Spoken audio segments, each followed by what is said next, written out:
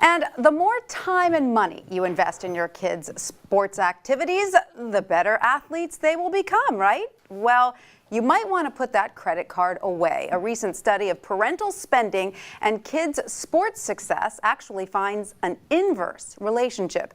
Here to explain is WSJ Senior Sports Editor Kevin Helliker. Kevin, thanks so much for being here. Thanks for having me. A lot of parents are going to hear this and say, wait a minute, you look at Tiger Woods, you look at the Williams sisters, those parents put everything they had into those kids, right? Well, it's a big, big world, and maybe if you discover when your child is very young that he's a true superstar, sports yeah, right. If he's just a prodigy, a superstar, it might be worth that kind of investment. But increasingly, the average parent is devoting enormous amounts of money to his child's athletic career, and often with the hope of a college scholarship.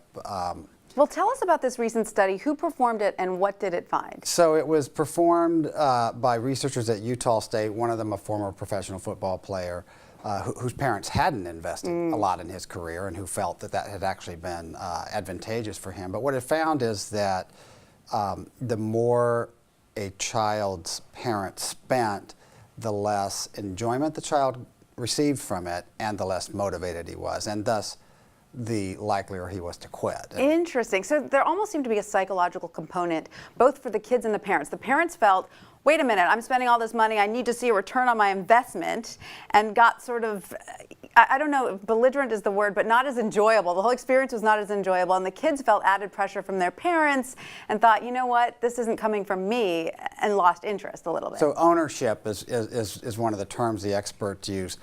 Who owns this sport? And it used to be, when you signed up for something and you rode your bike to the ball park, it was your thing, right? And you could choose to quit or whatever. But increasingly, the kid feels as though his sports career really belongs to his parents, right? And so there's an enormous amount of pressure to succeed, to please mom and dad, and I'm not sure that. We've all seen the great Santini. We know the parent that we don't want to be. But the statistics suggest that many more of us are that parent than maybe we realize. What is behind this trend? I mean, it seems like in today's world, there are many more sort of Tiger moms and dads out there than there were, let's say, in the 80s. Is there just more competition in every field these days? So I mean, there are different theories about why it's happening. There's research showing that it's happening, but why it's happening? What seems to be happening is that parents are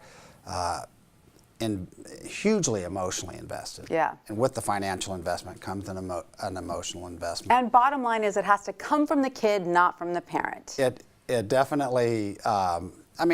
Your kid says he wants to do something.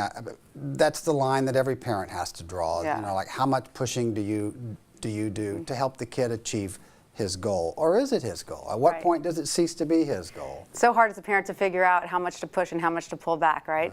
Kevin, thank you so much for that. Thank you.